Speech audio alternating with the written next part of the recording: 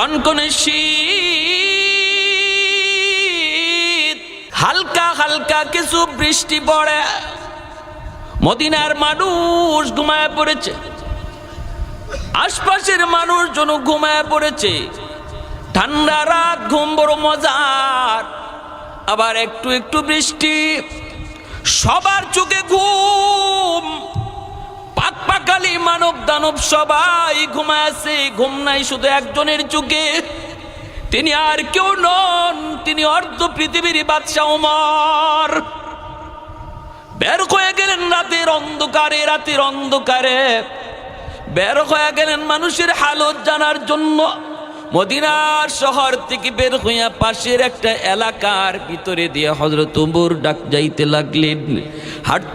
হাঁটতেছেন, হঠাৎ করে হযরত ওমর তিনি দেখতে পেলেন দূর থেকে একটা ঘরের ভিতরে বাতি জ্বলতেছে। কিন্তু এই ঘরটা এত রাতে কেন বাতি জ্বলবে? হযরত ওমর পেরেশানিতে পড়ে গেলেন, টেনশনে পড়ে গেলেন। একা একা আমি হাঁটতেছি, এই ঘরের ভিতরে কি চলছে জানি না। দুষ্ট লোকের আড্ডা বসলো নাকি? আমি ওমর একা একা গিয়ে বাধা দিব নাকি আমি বাধা দেব না? আমি চিন্তায় পড়ে গেলেন। হযরত ওমর তিনি হাঁটতে শুরু করলেন। যাবেন অবস্থাটা তিনি দেখবেন, বুঝবেন। পাশে যায় তিনি দেখতে পেলেন চুলার মধ্যে আগুন জ্বলে, চুলায় আগুন জ্বলে। আর একটা পাতিল চুলায় বসানো, পাতিলের নিচে আগুন জ্বালানো হচ্ছে। পাশেই একজন মহিলা, পুরুষ মানুষ নাই, মহিলা একা, কিন্তু তার 3টা বাচ্চা। মাকে জড়া দইরা দইরা কাঁদতেছি, পেটের ক্ষুধায় কাঁদতেছি। কিন্তু মা জবাব দিতেছে আর বুঝ দিতেছি, বাজান রে একটু ঘুমাও, এই যে মা রান্না করতেছি রে বাজান, কিছুক্ষণ পরেই তোমাদের খানার ব্যবস্থা হয়ে যাবে, তোমরা একটু মনোযোগ দিয়ে তখন একটু ঘুমাও। সান্ত্বনা দিতেছে মা বাচ্চাগুলিকে ঘুম পাড়ানোর জন্য। কিন্তু হযরত ওমর এই দৃশ্য দেখে তিনি চিন্তায় পড়ে গেলেন। ঘটনা কি? এই ঘরে পুরুষ মানুষ কোথায়? মহিলাই বা কে? বাচ্চাগুলি বা কি করে? কেন ওরা কান্না করে? হযরত ওমর বাহির থেকে তিনি আওয়াজ দেয়া বলেন, ঘরের ভিতরে কে? কে গো? এত রাতে বাতি জ্বলে কেন? এই বাচ্চাগুলি বা কান্না করে কারণ কি? আওয়াজ দেওয়া মাত্রই মহিলা বুঝে গেছে একজন মানুষ, অপরিচিত মানুষ। বাহির থেকে তারে কান্নার কারণ জিজ্ঞেস করি, বাচ্চাগুলি কেন কান্দে, চুলায় আগুন কেন জ্বলে? মহিলা জবাব দিয়ে কই, মুসাফির তুমি তোমার পথে চলে যাও, আমাকে কোনো প্রশ্ন করে তুমি কাঁদাও না। মনের ব্যথা আমি বললে আমি আরো বেশি কান্না করব। না না, আমার দুঃখ বেড়ে যাবে, তুমি তোমার পথে চলে যাও রে মুসাফির। হযরত ওমর আবারও জিজ্ঞেস করেন, মা গো মা, তুমি বলো না বলো। ওমর নিজের পরিচয় মহিলাকে দেন না। তিনি যে অর্ধ পৃথিবীর বাদশাহ, তিনি যে মদিনার খলিফা, নিজের পরিচয় মহিলাকে দেন না। মহিলা আবার কয়, মুসাফির তুমি তোমার মতো করে চলে যাও। ওমর বলে, মা একটু কও না তুমি, কারণ কি? কি কারণে? দেখি না আমি তোমার কোনো উপকার করতে পারি না গো মা। মহিলা তখন বলতেছে, মুসাফির তাহলে তুমি শোনো, এই ঘরটা হলো একজন মুজাহিদের ঘর, নবীর একজন সাহাবীর ঘর। আমার স্বামী তিনি অমুক যুদ্ধে যাইয়া শহীদ হয়ে গেছেন, কিন্তু 3টা বাচ্চা আমার কাছে তিনি রেখে গেছেন। আমার বাচ্চাগুলি এতিম, আমার বাচ্চাগুলির বাবা নাই, জিহাদের ময়দানে তাদের বাবা শহীদ হয়েছে। আমি একজন মহিলা মানুষ, কেমন করে আমি বাচ্চাগুলির খানার ব্যবস্থা করব? আজ 3 দিন হয়ে যায়, আমার বাচ্চাগুলির পেটে কোনো খানা পড়ে না। ক্ষুধার্ত আমি নিজে, আমার বাচ্চাগুলিও 3 দিনের ক্ষুধার্ত। আজ সন্ধ্যার পর থেকে আমার একটা বাচ্চা এমন ভাবে মাটিতে পড়ে গেছে, মনে হয় তার জান যাবে যাবে অবস্থা। একটা দুধের বাচ্চা আছে আমার, আমি মা দুধ খাওয়াবো কেমন করে, আমার বুকের দুধটাও শুকায়া গেছে, ক্ষুধার যন্ত্রণায় আমার বুকেও দুধ নাই গো। ও মুসাফির, আজকে বাচ্চাগুলিকে একটু বুঝ দেওয়ার জন্য আমি তাদের সাথে ধোঁকা দিতেছি, ধোঁকা। আমি একজন মুজাহিদের 3টে এতিম বাচ্চার সাথে ধোঁকাবাজি করতেছি পানি দিয়া। এই পানিতে কিছুই নাই, কিছুই নাই, শুধু চুলায় আগুন জ্বালাইছি তাদেরকে একটু ঘুম পাড়ানোর জন্য। কান্না করে করে আমাকে বড় বিরক্ত করতেছে। এজন্য বলতেছি, বাবা তোমরা ঘুমাও, বাবা তোমরা ঘুমাও। এই যে মা রাঁধতেছি, মূলত চুলায় কিছুই রান্না না, বরং পানি, সাধারণ পানি গরম হইতেছে। এই কথা শোনা মাত্রই হযরত ওমর চোখ থেকে দর দর করে পানি পড়ে, নিজের পরিচয় তো কোনো দেন না। সাথে সাথে মহিলায় মুসাফির, একটা কথা তোমাকে শোনায় রাখি, শুনো। শুনেছি মদিনার খলিফা উমর, আমার একটা বাচ্চার যদি কোনো ক্ষতি হয়, কিয়ামতের ময়দানে তোমাকে সাক্ষী রেখে বললাম, মদিনার খলিফা উমরের গলায় আমি আল্লাহর আদালতে গামছা লাগাবো। আল্লাহর আদালতে উমরের গলায় গামছা লাগাবো, কারণ আমার ইস্কারি হালত এই খবর নেওয়ার দায়িত্ব ছিল বাদশার, এই খোঁজখবর নেওয়ার দায়িত্ব ছিল রাষ্ট্রপ্রধানের, কিন্তু এই দায়িত্ব উমর পালন করেন নাই। আমি মামলা রেডি রাখছি, মামলা আল্লাহর আদালতে দিব, রায় হবে আল্লাহর দরবারি। এই কথা বলতেই হযরত উমর বাহির থেকে আওয়াজ দিয়া বলতেছি, চোখের পানি মুছে, আর বলতেছি, মা গো, ও মা, তুমিও তো একটু খলিফাকে জানাইতে পারতা, খলিফা তো অনেক ব্যস্ত থাকেন, তুমিও তো তোমার ঘরের হালতটা একটু জানাইতে পারতা। মহিলায় কয়ে, মুসাফির, তুমি মনে হয় আমার নবীর হাদিস জানো না রে। নবীর হাদিস হলো বাদশাহ জনগণের খবর নিবে, জনগণ বাদশাকে খবর দেওয়ার দায়িত্ব নবী দেয়া যায় নাই। ভুল বলেছ। হযরত ওমর টেনশনে পড়ে গেলেন, সাথে সাথে নীরব হয়ে গেলেন। মহিলা তো জানতেন কোনো মহিলা নয় গো, মহিলা তো মায়ার নবীর হাদিসও ভালো জানে। একটু জোরে বলে সুবহানাল্লাহ, জোরে বলে সুবহানাল্লাহ। ভাইরা বন্ধুরা, হযরত ওমর সাথে সাথে দৌড় শুরু করলেন, মা দেখি আমি তোমার একটু উপকার করতে পারি কিনা। এই বইলা হযরত ওমর দৌড় শুরু করে দিলেন মদিনার দিকে, মদিনার দিকে। বাইতুল মালের পাশে আইসে তিনি ডাক দিলেন, কই রে ম্যানেজার, ও ম্যানেজার তোমরা কোথায়? তাড়াতাড়ি বাইতুল মালের গেট খোলো, বাইতুল মালের তালা খোলো। দৌড়ায়া কইরা সবাই হাজির হয়ে গেল। এত রাত্রি খলিফা তিনি ডাকতেছেন, না জানি কুপের কোন সমস্যা হয়ে গেছে, না জানি কোন মুশকিল ঘটে গেছে। এমনি আয়া তারা গেটটা খুলে দেওয়া মাত্রই হযরত উমর ভিতরে ঢুকলেন। বাইতুল মালের ভিতরে ঢুকেই হযরত উমর চোখের পানি মুছে, কারো কথার কোনো জবাব দেয় না। ম্যানেজার জিজ্ঞেস করে, খলিফা ঘটনা কি? বলে কথা বলল না। অমুক জায়গায় কি খবর? তিনি বলেন, কোনো কথা নাই। তোমরা তাড়াতাড়ি করে একটা আটার বস্তা আমার মাথায় তুলে দাও গো, নতুবা উমরের গলায় গামছা লাগবে। ওমরের খাস খাদেম আসলাম ডাক দিয়া কই, খলিফা আল্লাহর দুহাই, আটার বস্তাটা আপনি মাথায় নিয়েন না, আটার বস্তাটা আমি আসলামের মাথায় আপনি উঠায় দেন, উঠায় দিন। হযরত ওমর ডাক দিয়ে কই, আসলাম রে, কিয়ামতের ময়দানে উমরের গলায় গামছা লাগবে, গামছা তুই আসলামের গলায় লাগবে না, অতএব বস্তা তোর কাঁধে না। যদি উমর রে বাঁচাইতে চাও তাড়াতাড়ি করে উমরের মাথায় তোমরা আঠার বস্তা উঠে দাও। सिद्दीक तेरा नाम से इस्लाम रहेगा, सिद्दीक तेरा नाम से इस्लाम रहेगा, दुनिया की सदाकत में तेरा नाम रहेगा, दुनिया की सदाकत में तेरा नाम रहेगा, फारूक तेरा नाम से इस्लाम रहेगा,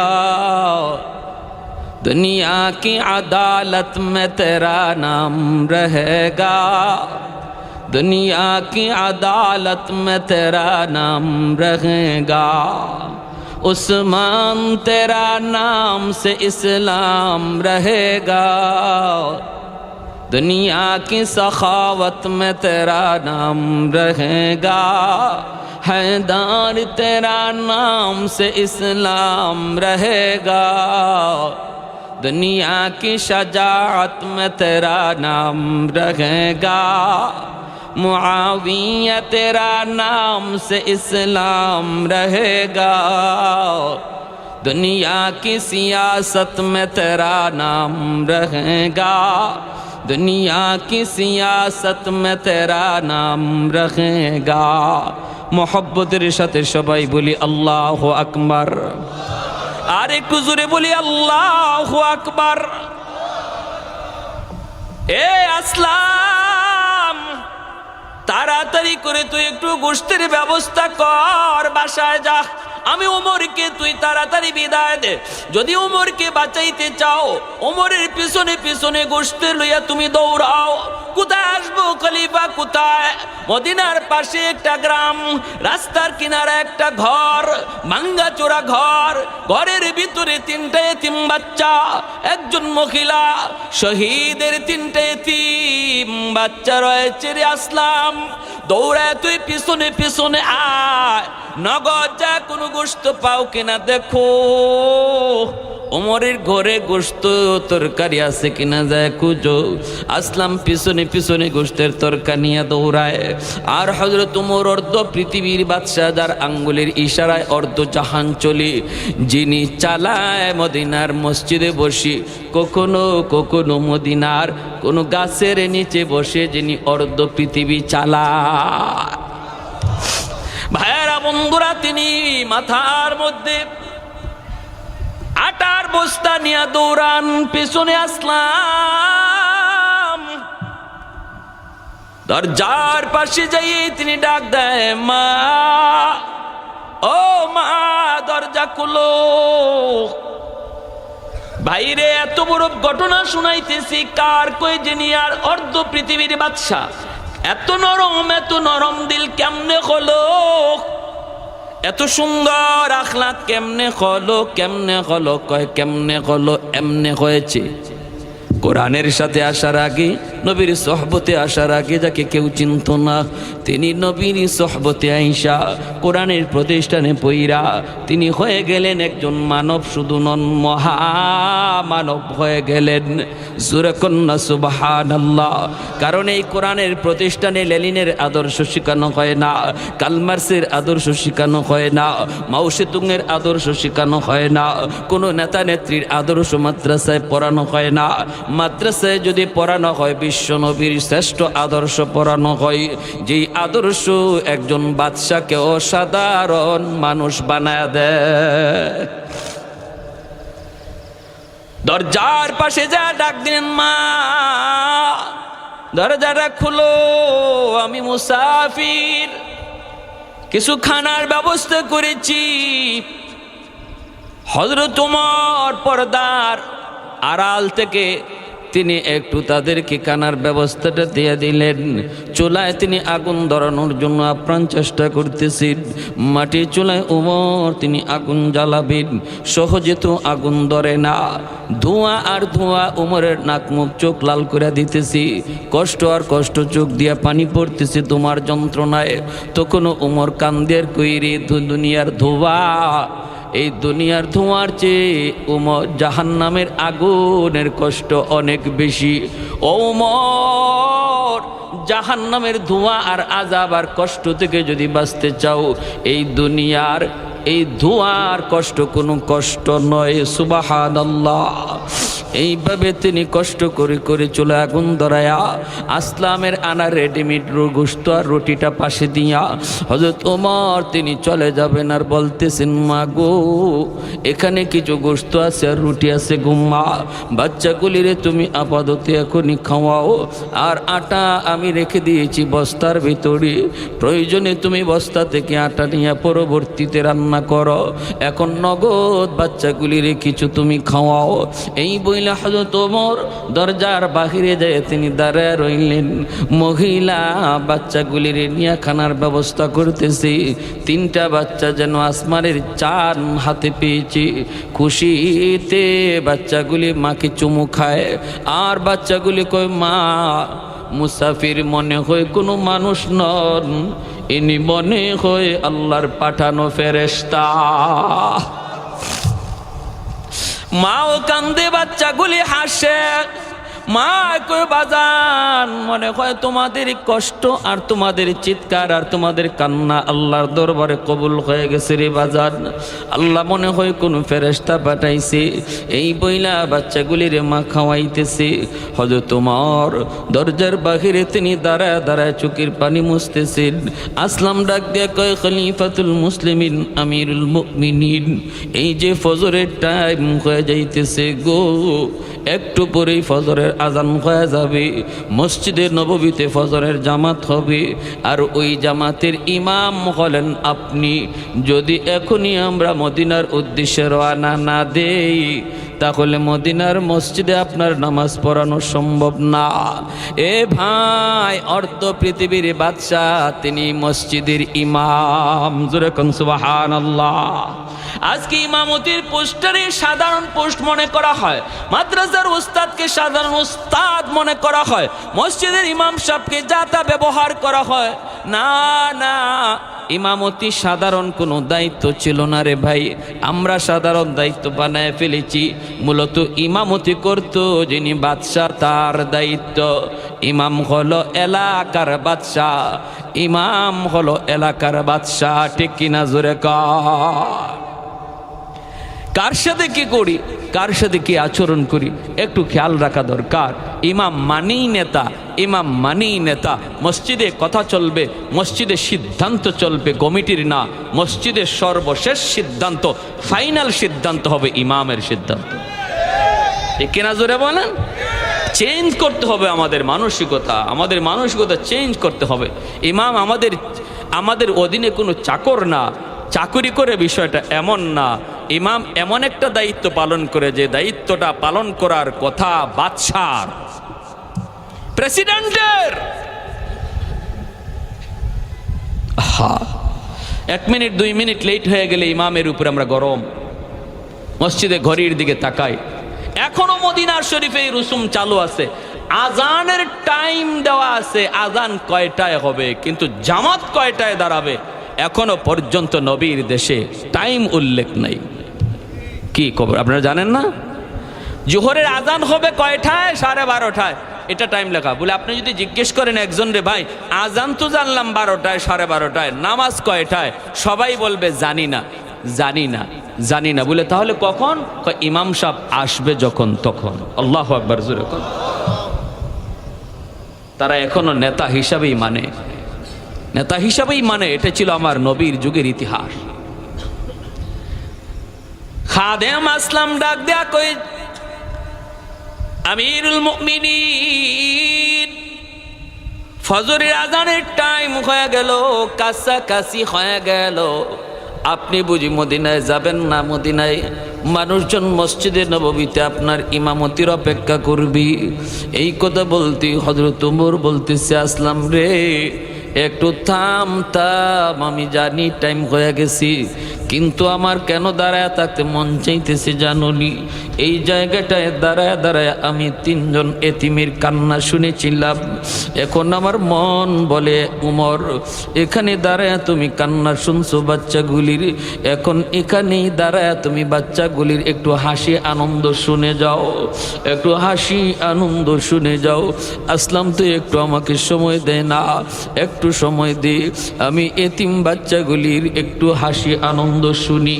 যখনই মা তাদেরকে খানা খাওয়ায়, বাচ্চাগুলি একটু আনন্দ করে হাসি ঠাট্টা করে। হযরত ওমর সাথে সাথে চোখের পানিটা মুইসা আল্লাহর কুদরতি কদমে সেজদায় পড়ে কান্না শুরু করে, মালিক জানি না এরপরও উমরের গলায় কতবার তোমার আদালতে রশি লাগবে আর গামছা লাগবে, এমন কত মামলা জানি উমরের গলায় ঝুইলা রইছে গো মালিক। এত বড় দায়িত্ব তুমি আমি উমরের কাঁধে কেন দিলা? আমি এর যোগ্য ছিলাম না গো আল্লাহ, আমি তো আমার খবরই রাখতে পারি না। আল্লাহ তুমি আমাকে এত বড় দায়িত্ব দিয়েছো।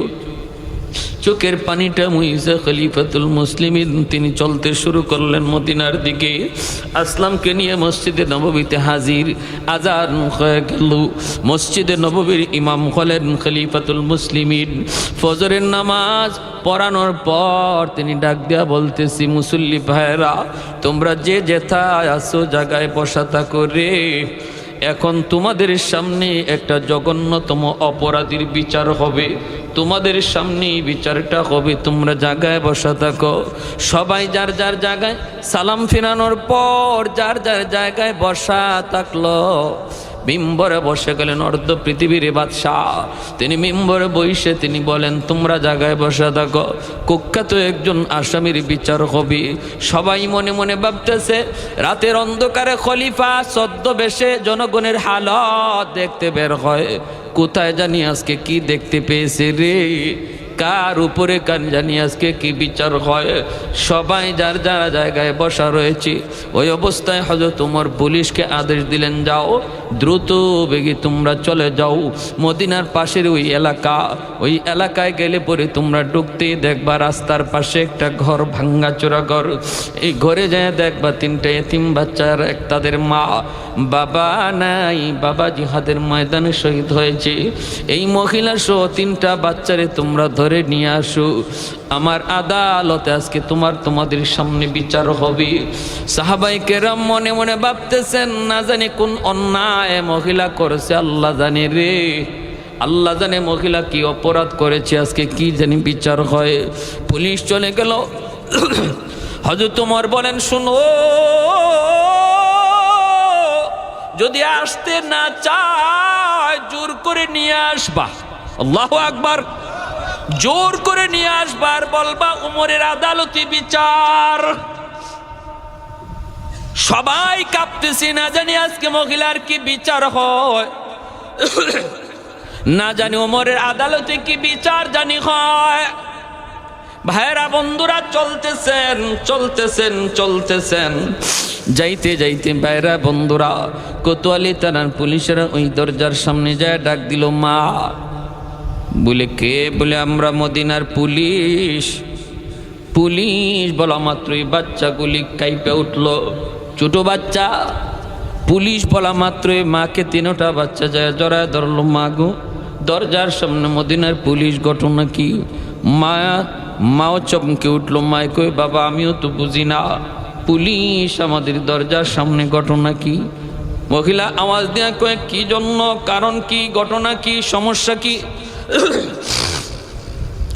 দরজার বাহির থেকে পুলিশেরা কয়, আমিরুল মুমিনিন খলিফাতুল মুসলিমিন হযরত ওমরের আদালতে বিচার, আপনার বিরুদ্ধে বিচার, আপনাকে নিয়ে যাওয়ার জন্য আদেশ জারি করা হয়েছে, খলিফা নিজে আদেশ দিয়েছেন।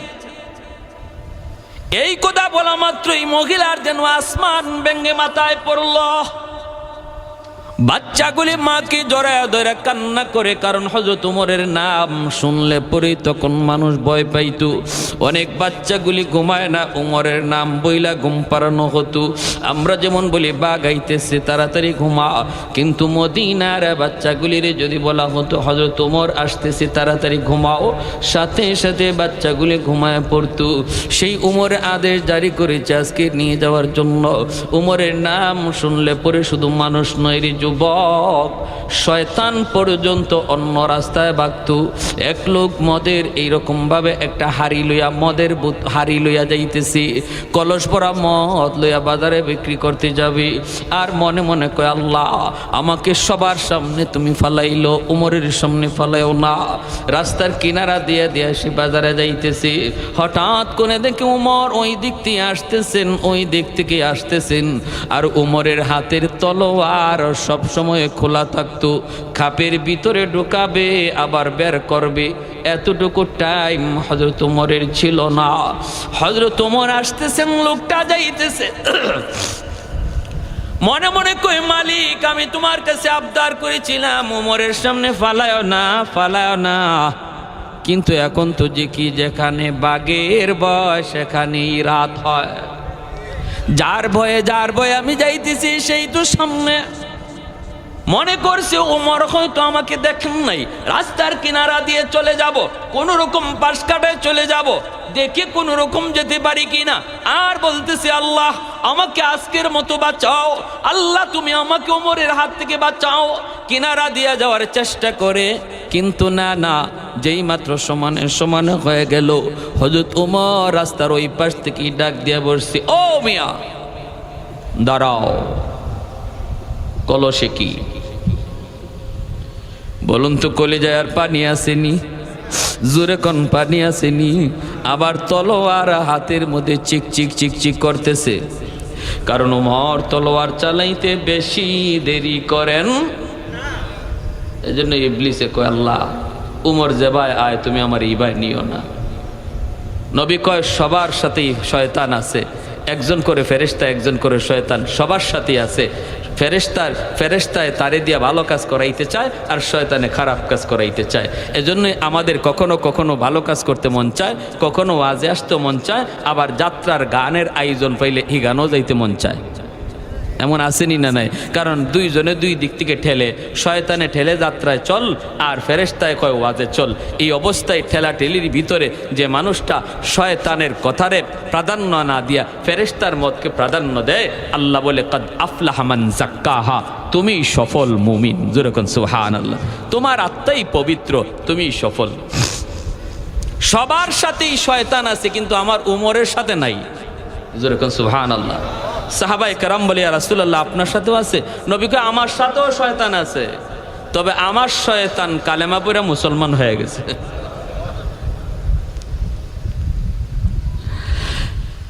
এ মিয়া দাঁড়াও, কলসের ভিতরে কি?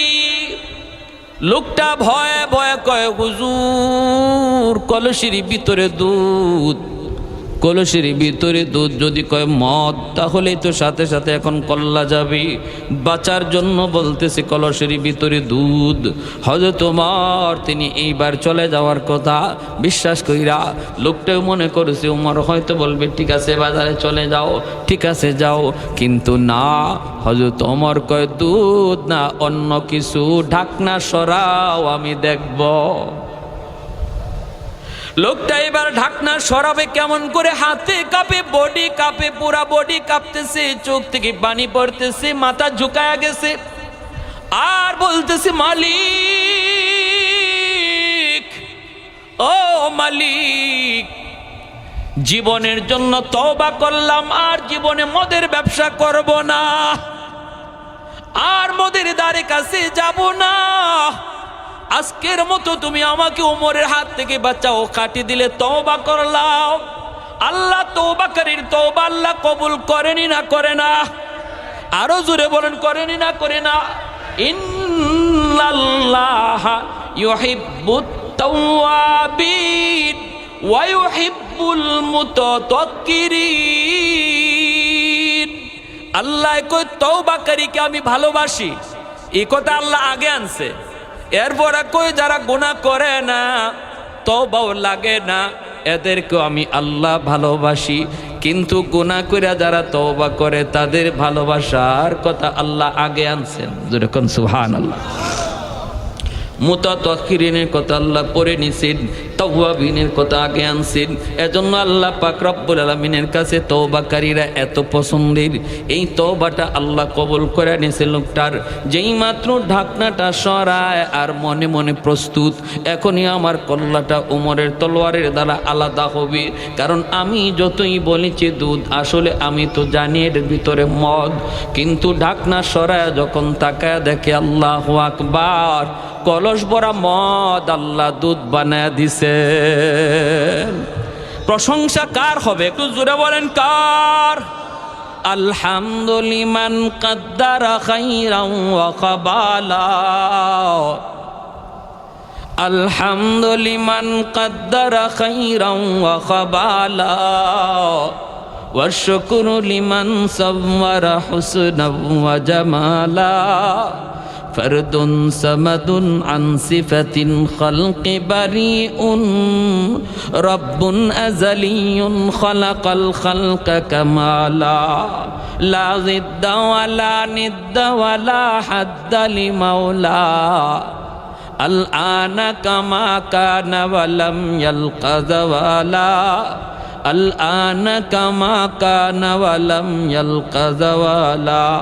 মহব্বতের সাথে সবাই বলি আল্লাহু আকবার। ভাইরা বন্ধুরা, সেই উমর নাম শোনা মাত্রই মহিলা ভয় পেয়ে গেল, বাচ্চাগুলি ভয় পেয়ে গেল। এইবার মহিলায় কই, আমি তো কোনো অন্যায় করি নাই, কোনো অন্যায় করি নাই। তাহলে আমার বিরুদ্ধে কি বিচার? বিচার তো হবে যে অন্যায় করে আমি তো কোনো অন্যায় করি নাই। সাথে সাথে বাহির থেকে পুলিশেরা ডাক দেয়া কয়, মা গো, তুমি যদি যেতে না চাও তাহলে খলিফার নির্দেশ, তোমাকে জোর করে যেন নিয়ে যাওয়া হয়।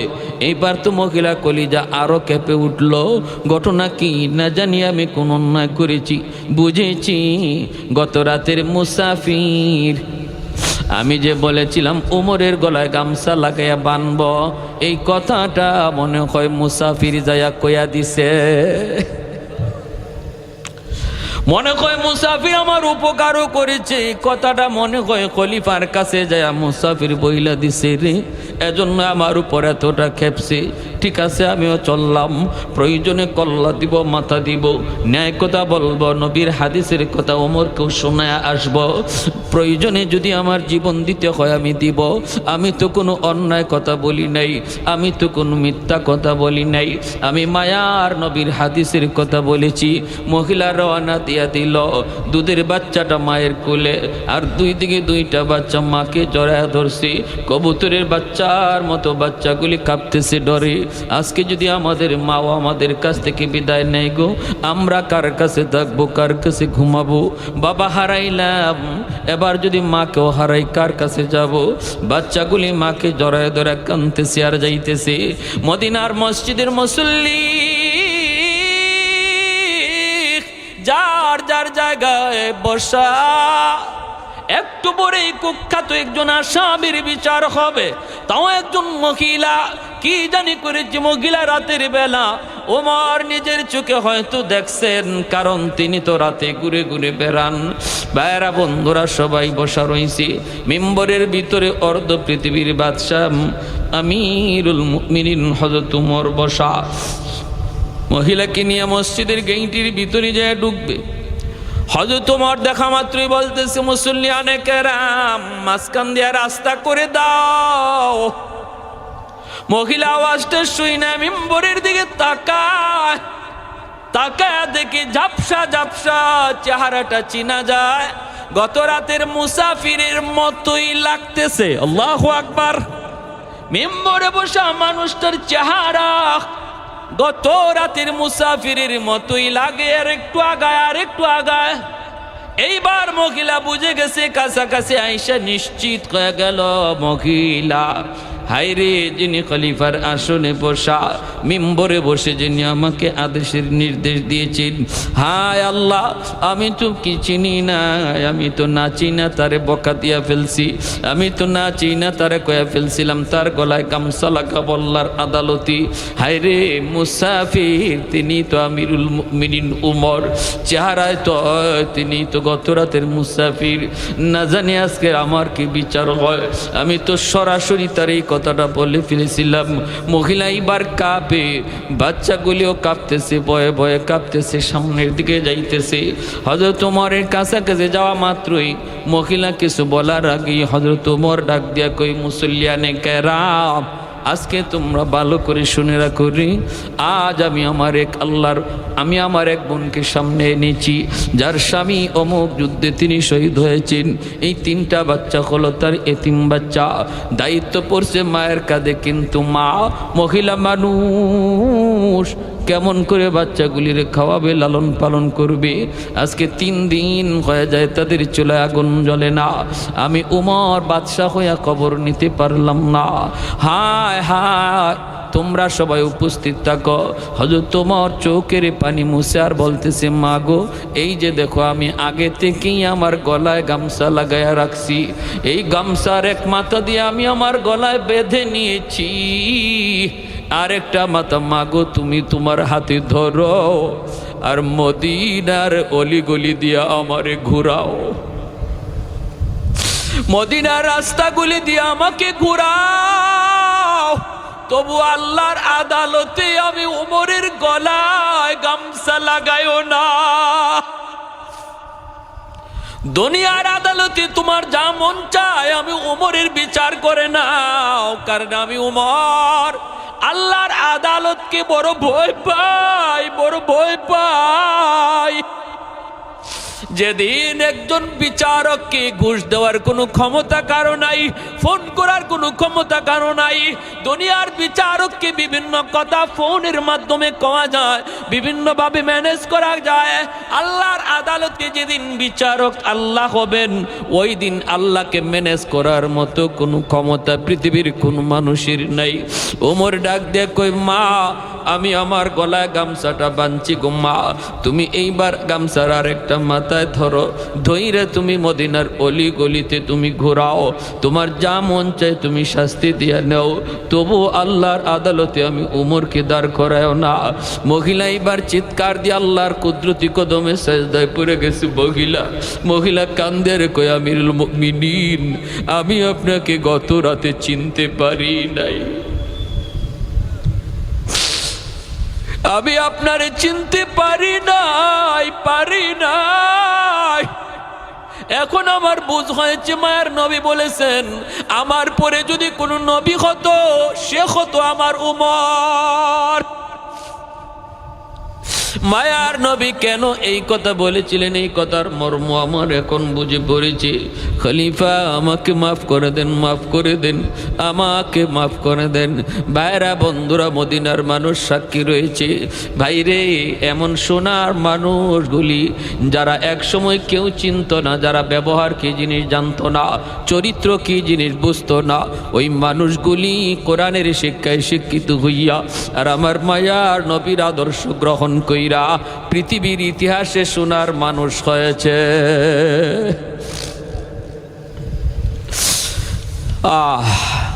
এই মাদ্রাসাগুলি সোনার মানুষ তৈরি করে, ঠিক কিনা জোরে কন? মাদ্রাসাগুলি কি তৈরি করে? সোনার মানুষ তৈরি করে। মান ফিল আরদ ওয়া মান ফিস সামা হাত্তাল হিতানু ফি জাওফিল মা। নবীজি বলেন, জানুনি উম্মতের দল, তোমরা মাদ্রাসার কদর বুঝো না, তোমরা হয়তো তালেবে ইলমের কদর বুঝো না, কিন্তু আসমান জমিনে যত প্রাণী আছে সমস্ত প্রাণী তাদের কদর বুঝে, মর্যাদা বুঝে। এমনকি গর্তের পিপিলিকা পর্যন্ত আল্লাহর কাছে অল টাইম কান্দার মালিক, মাদ্রাসাগুলির হায়াত তুমি বাড়ায় দাও, আলেম তালেবে ইলমের হায়াত তুমি বাড়ায় দাও, উলামায়ে কেরামের হায়াত তুমি বাড়ায় দাও। কেন কই নবী কই জানো নি পিপিলিকা কেন এই দোয়া করে? পানির নিচের মাছ কেন এই দোয়া করে? আল্লাহর নবী কই, উম্মতের দল, তোমরা না বুঝলেও ওরা বুঝে, কারণ এই মাদ্রাসার খাতিরে আল্লাহ পিপিলিকারে বাঁচায় রাখছে, পানির নিচের মাছরেও আল্লাহ বাঁচায় রাখছে। জমিনে গজবায় না যেই পরিমাণে আমরা গুনাহ করি, এই পরিমাণে গজবায় না কেন জানেন? কোরআনের এই আওয়াজের কারণে। যেরকম সুবহানাল্লাহ, কোরআনের আওয়াজ বন্ধ হয়ে যাবে, যেই পরিমাণে গুনাহ হইতেছে এই পরিমাণে গজবও নামবে। ইন্না রাহমাতি সাবাকাত আলা গাযাবি, আল্লাহর পাক বলে আমার রহমত গজবের আগে চলে যায়। কখন? যখন জমিনে কোরআনের আওয়াজ উঠে, কোরআনের আওয়াজ যখন চলতে থাকে তখন আল্লাহ বলে গজব দৌড়ায় যায় গুনার কারণে, আর রহমত গজবের আগে চলে যায়।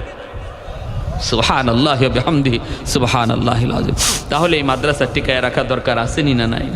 কারা কারা চাই মাদ্রাসা টিকে থাকুক, জমিনে আরো মাদ্রাসা তৈরি হোক, আরো আমার আওলাদ থেকে হাফেজ আলেম আল্লাহ কবুল করুক? সবাই মন থেকে কারা কারা চায়? আল্লাহ তুমি প্রতিটা হাত কবুল করো, আমাদের প্রত্যেকের আওলাদ থেকে তুমি কোরআনের হাফেজ আলেমে দ্বীন সোনার মানুষ তৈরি করো, যার নামে দুনিয়া আখিরাতে আমার নাম উজালা হবে। হাসরের মাঠে আল্লাহ পাক হাফেজ সাহেবের আব্বা কয়ে ডাক দিবে, মুফতি সাহেবের আব্বা কয়ে ডাক দিবে। হাসরের ময়দানে আপনার নাম আব্দুর রহিম, আব্দুল করিম কয়ে আল্লাহ ডাক দিবে না, দুনিয়ার মানুষ আপনারে ও হাফেজ সাহেবের আব্বা কয়ে ডাক দিত। হাসরের মাঠে আল্লাহ ওই ইজ্জতেই তারে ডাক দিবে, ও হাফেজ সাহেবের আব্বা। যেরকম সুবহানাল্লাহ। দরজা 3 পিস, পাখা 16 পিস, আগামী বছর ওয়াজের সামানা বোর্ডিংয়ের চল। মাশাআল্লাহ। আমি তো কালেকশন করিও না, কালেকশনের অভ্যাসও নাই। মাদ্রাসার খাতিরে আমি আপনাদের কাছে একটু আবদার করব, যেহেতু আমরা সবাই দেখতেছি বুঝতেছি নবীর হাদিস দ্বারা কনকনে শীত